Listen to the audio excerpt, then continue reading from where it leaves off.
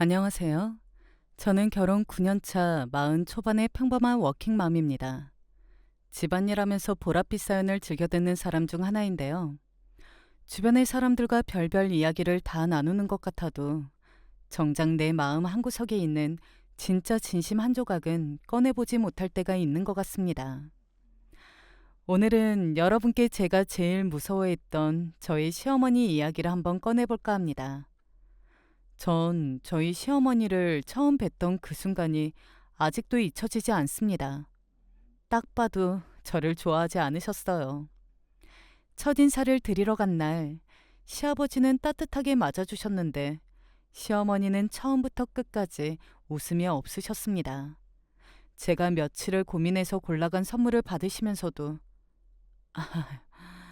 뭘 이런 걸, 이 한마디가 전부였어요.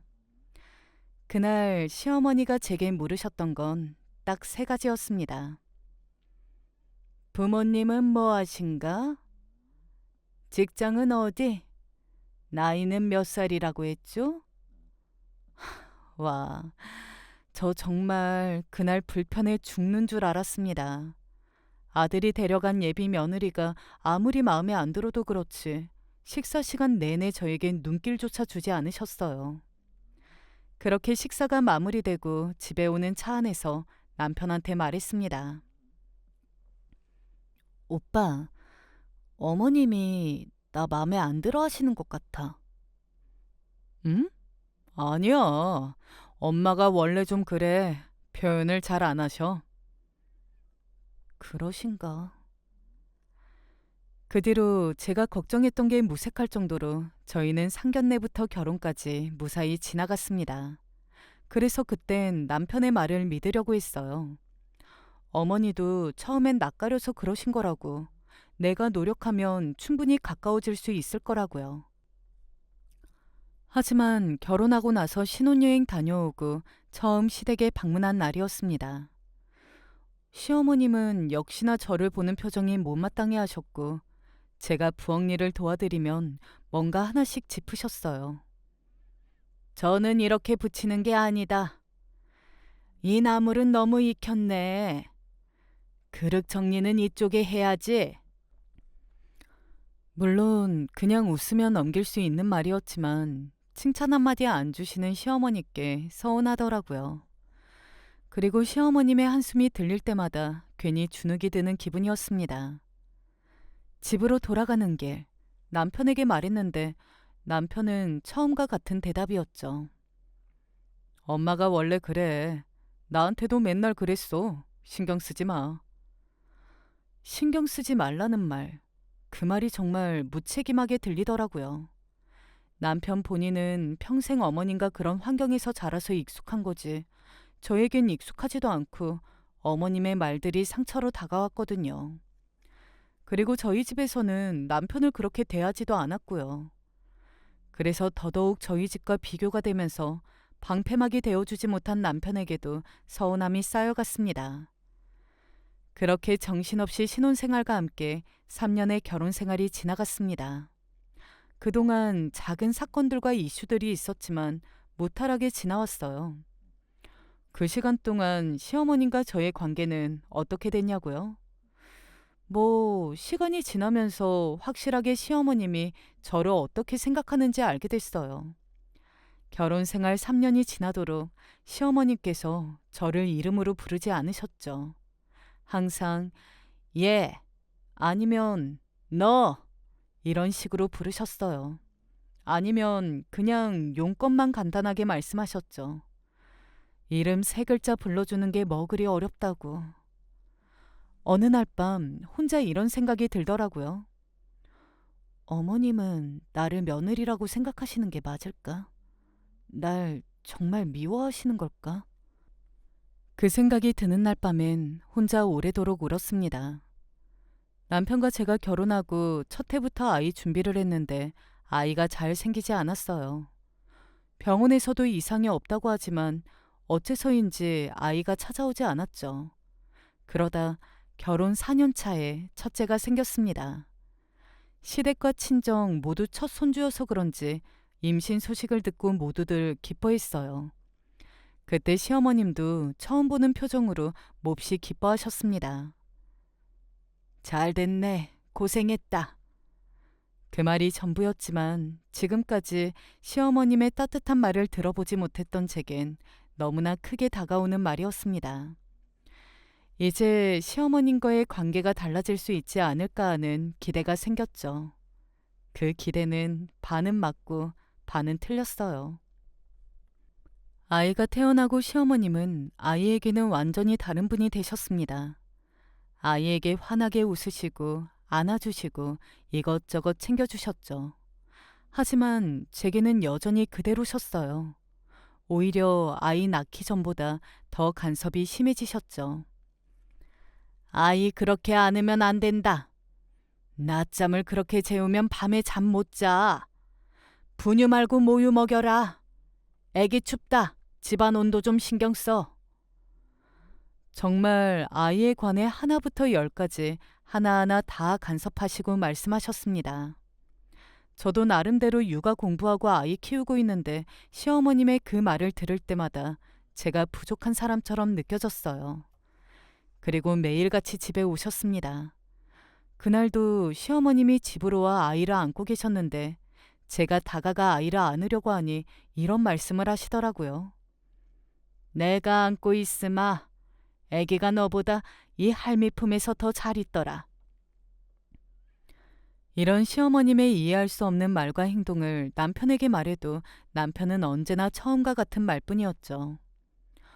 원래 그러신 분이야. 이해해. 아이가 이뻐서 그런가 보다. 그날 이 집안에서 제 편은 없는 것 같아 자는 아이 붙잡고 혼자 펑펑 울었습니다. 시간은 흘러 아이가 4살이 됐을 때였어요. 그때쯤 저는 회사에서 큰 프로젝트를 맡고 있었습니다. 야근도 잦았고 몸도 많이 지쳐 있었죠. 남편도 출장이 많고 친정엄마는 멀리 계셔서 자주 오시기 어려웠습니다. 그러던 어느 날 오전 중요한 미팅을 앞두고 있는데 어린이집에서 전화가 왔어요. 아이가 고열이 난다고요. 머릿속이 하얘졌습니다. 남편은 출장 중이었고 미팅은 1시간 후였고 대신 갈 수 있는 사람은 아무도 없었어요. 어쩔 수 없이 시어머님께 전화를 드렸습니다. 솔직히 말씀드리면 전화하기 전 몇 분을 망설였어요. 어머님께서는 제가 아이를 두고 복직하는 걸 마음에 들지 않아 하셨고 괜히 또 이 문제로 꼬투리 잡히는 게 아닐까 하는 생각이 들었죠. 하지만 지금 상황에 부탁을 할 수 있는 사람은 시어머님 뿐이었습니다. 어머님, 죄송한데요. 아이가 어린이집에서 갑자기 열이 난다는데 제가 지금 당장 자리를 뜨기가 어려워서요. 미팅 끝나는 대로 바로 달려갈게요. 혹시 어린이집에 가주실 수 있으실까요? 전화기 너머로 잠깐 침묵이 흘렀습니다. 그리고 한숨과 함께 알겠다. 짧게 대답하시고 전화가 끊겼어요. 미팅을 어떻게 끝냈는지 기억도 나지 않습니다. 내내 마음이 졸였고 겨우 끝내고 시댁으로 달려갔는데 시어머님께서 혼자 소파에 앉아 계시더라고요. 장염이란다. 애는 링거 맞고 왔고 지금 안방에서 재웠다. 내일까지 고열이 있을 수 있다니까 집 가서도 잘 지켜보고. 어머님, 감사해요. 죄송해요. 갑자기 이런 부탁드려서. 아침까지 애가 괜찮았는데. 애가 엄마만 찾더라. 내가 누누이 말하지 않았니? 애가 어릴 땐 엄마 손길 필요하다고. 그 몇 푼 벌려고 애를 두고 일을 다니니, 어? 그 말이 가슴에 팍 꽂히더라고요. 저도 아이만 보고 싶죠. 하지만 저희 형평상 맞벌이를 안 하면 아파트 이자며 차 할부며 보험비 생활비 턱없이 부족했습니다. 하지만 그냥 조용히 삭혔습니다. 이제 그쯤 되니 저도 이제 시어머니께 잘 보이고 싶은 마음이 사라지더라고요. 그냥 조용히 이 시간이 빨리 지나가기만을 바랐습니다. 그러던 어느 날 시어머니가 건강검진에서 이상소견이 나왔다는 연락을 받았습니다. 정밀 검사 결과 유방암 초기였어요. 시어머니께서 평소에 아무 이상 없이 건강하셨는데 암이라고 하니 시댁이 발칵 뒤집혔습니다. 저는 그 소식을 듣고 이상하게도 제일 먼저 이런 생각이 들었어요. 어머님, 많이 무서우시겠다. 어머님이 나한테 잘해주신 분은 아니지만 그 전에 이제 환자니까 앞으로 내가 신경 써야겠다. 그날부터 어머님을 대하는 제 마음가짐이 달라지기 시작했습니다. 수술 날짜가 잡혔을 때 남편이 저한테 말했습니다. 당신은 그날 아이 봐야 하니까 안 와도 돼. 아이는 친정 엄마한테 부탁했어. 어린이집 다녀와서 엄마가 봐주실 거야. 나도 같이 갈게. 어, 왜? 그렇게 무리 안 해도 돼. 그냥 가고 싶어. 왜 가고 싶었는지 그때 저도 정확히 몰랐습니다. 그냥 가야 할 것 같았어요. 수술은 잘 됐습니다. 시어머니가 회복실에서 병실로 옮겨지고 나서 저희가 들어갔어요. 시어머니가 천천히 눈을 뜨시고 주변을 찬찬히 둘러보셨죠. 시아버지, 남편, 그리고 저. 저랑 눈이 마주쳤을 때 시어머니가 잠깐 멈칫하셨습니다. 표정이 복잡해 보이셨어요. 아마 제가 올 거라고 예상을 못 하셨던 것 같습니다. 저는 그냥 조용히 미소 지었습니다. 수술 잘 끝났으니 이제 안심하시라는 마음으로요. 퇴원하고 나서 이제 본격적인 항암 치료가 시작됐습니다. 저는 주말마다 시댁에 들러 암 환자들에게 좋다는 음식을 만들어 날랐습니다. 항암 중에 입맛이 없다고 해서 처음엔 뭘 챙겨드려야 할지 몰라 유튜브를 뒤져가며 찾았습니다. 항암 환자 식단, 넘기기 좋은 음식, 메스꺼움 덜한 재료들, 그걸 공부해서 미음이나 부드러운 죽, 암 환자 위주의 반찬을 만들었어요. 시어머니는 처음엔 별 말씀이 없으셨습니다. 그냥 받아 드시기만 하셨어요. 어느 날 죽을 끓여서 드리는데 시어머니가 한 숟갈을 드시더니 이렇게 말씀하셨습니다. 맛있네. 딱 그 한마디였어요. 저 그때 부엌으로 돌아와서 혼자 눈물을 닦았습니다. 결혼 생활 9년 만에 처음 들어보는 칭찬이었거든요. 이제는 어머님께 기대하는 게 없다고 생각했는데 그 말이 왜 그렇게 뭉클하게 다가오던지. 그 뒤로 항암 치료가 막바지에 접어들 무렵이었습니다. 그날도 어김없이 시댁으로 반찬을 가져다 드렸어요. 그러다 시아버지가 외출하시고 남편도 잠깐 마트에 간다고 하고 시어머님과 저 이렇게 단둘이 있는 시간이 생긴 겁니다. 시어머님께서 베란다에서 창밖을 오래 보고 계셨어요. 저는 소파에서 조용히 앉아 있었고요. 뭔가 말씀하시고 싶으신 게 있으신 것 같았는데 제가 먼저 여쭤보기는 조심스러웠거든요.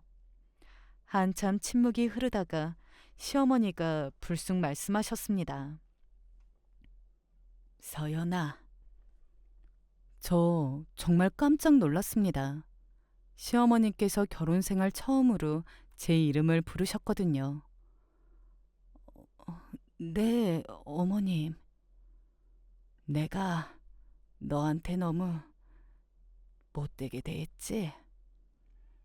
저는 아무 말도 못했습니다. 뭐라고 해야 할지 몰랐어요. 처음부터 마음에 들지 않아서 그런 게 아니었어. 아들이 결혼하면 멀어질 것 같아서. 데려온 사람이 아무리 좋은 사람이어도 품 안에 아들을 데려간다는 게 싫었던 거야. 그게 나도 이상한 마음인 줄 알면서도 어떻게 할 수가 없었다. 시어머니가 잠깐 창밖을 보시다가 다시 말씀을 이으셨죠. 근데 이번에 아프고 나서 생각해보니까 내가 너한테 너무 잘못했더라. 내가 너한테 해준 것도 없는데도 넌 나한테 이렇게 잘하는데. 미안하다. 어머니, 그리고 고마워. 그 말 하고 싶었어. 눈물이 터져 나왔습니다. 결혼 생활 동안 전 이런 따뜻한 말을 기다렸던 것 같아요. 어머니, 저도 잘하지 못했어요. 어머니께서 왜 그러실까 생각하기보다 그냥 서운해하기만 했던 것 같아요. 제가 살갑게 먼저 다가갔으면 달라졌을 수도 있었는데. 시어머니가 먼저 다가와 저를 보시다가 제 손을 잡으셨습니다. 아무 말씀도 없으셨어요. 하지만 그 손이 따뜻했습니다. 9년치 서러움이 그 온기에 천천히 녹는 것 같았어요. 오래 쌓인 눈이 봄날에 스며들듯이요. 어머님과 저는 그렇게 한참을 있었습니다. 그날 이후로 시어머니께서 달라지셨어요. 먼저 이제는 제 이름을 부르십니다. 서연아 하고요. 별것 아닌 것 같지만 이름 하나가 그렇게 다른 느낌을 줄 수 있다는 걸 그때 알았어요. 그리고 이제 제가 음식을 하면 더 이상 잔소리를 하지 않으세요. 오히려 이제 제 요리에 칭찬을 하시죠. 얼마 전에 시누이한테 이런 말씀을 하시는 걸 제가 부엌에서 들었습니다. 서연이가 이거 만들었는데 한번 먹어봐. 잘 만들더라. 우리 며느리가 손맛이 아주 좋아. 그 말 듣고 부엌에서 혼자 피식 웃었습니다. 그리고 어느 날 아이 학교 행사에서 친정 엄마와 시어머니가 마주치셨어요. 두 분 다 어색해 하실 줄 알았는데 시어머니가 먼저 다가가 친정 엄마한테 말씀하셨습니다. 사돈, 서연이 덕분에 제가 많이 위로받았습니다. 좋은 딸 키우셨어요. 친정 엄마가 그날 저녁 전화하셔서 그 말씀 전해주시면서 우시더라고요. 서연아, 사돈 어른께서 그런 말씀하시더라. 엄마가 얼마나 고마웠는지 몰라. 저도 엄마와 같이 울었습니다. 그동안의 모든 서러움을 위로받는 것 같았어요. 시어머니는 지금 완치 판정을 받으셨습니다. 저는 가끔 시어머니가 처음으로 제 이름을 부르시던 그 순간을 떠올립니다. 이제와 생각해보면 시어머니가 저에게 차가우셨던 게 마냥 저를 싫어해서가 아닌 것 같아요. 아들을 잃는 두려움이었던 것 같습니다. 그게 그렇게 서툰 방식으로 9년 동안 표현됐던 것 같아요. 저도 조금 더 시어머니를 이해하고 살갑게 대했다면 9년이라는 시간 동안 빙 돌지는 않았을 것 같습니다. 좀 더 일찍 시어머님을 이해했다면 어땠을까라는 아쉬운 생각도 있어요. 하지만 동시에 이런 생각도 했습니다. 어쩌면 그 타이밍이 맞았을 수도 있다고. 내가 아프신 시어머니한테 다가갔을 때 어머니도 그때 비로소 마음을 여셨던 거니까. 필요한 순간에 서로가 거기 있었기에 이렇게 될 수 있었던 것 같다고요. 이렇게 가까워지기까지 9년이라는 시간이 걸렸지만 후회하지 않습니다. 앞으로 남아있는 시간은 기니까요. 그 시간 동안 행복하게 서로 살아가면 되니까요. 그래서 올 여름 휴가도 시어머님과 단둘이 제주도로 여행 한번 다녀오려고 합니다. 여러분도 누군가 내게 차갑게 대한다면 그 사람이 날 싫어한다고 단정하지 말고 그 사람이 두려움을 품고 있는 게 아닐까 한번 생각해 봐 주셨으면 해요. 그게 관계를 바꾸는 시작이 될 수도 있으니까요. 오늘도 들어주셔서 감사합니다.